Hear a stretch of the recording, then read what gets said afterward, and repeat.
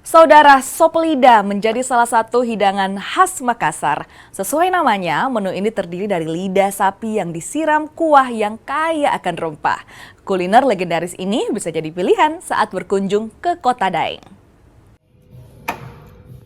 Jika coto dan palu basah bertabur daging, maka sop lidah hadir dengan cita rasa lidah sapi yang khas. Untuk membuat sop lidah, langkah pertama yang dilakukan dengan menyiapkan lidah sapi, lalu masak hingga matang.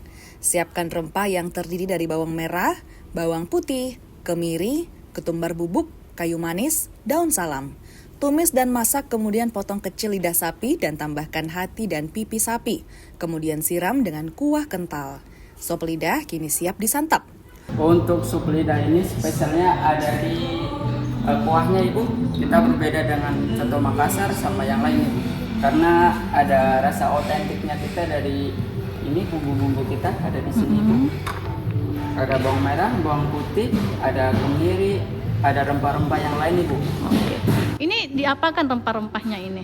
Untuk rempah-rempahnya kita ada yang kita saute dulu Ibu sampai harum. Baru kita blender halus, baru kita masak lagi sampai keluar minyaknya. Oke, siap. Menikmati sop lidah terasa lebih lengkap dengan tambahan sambal cobek, perasan jeruk nipis, dan kecap manis.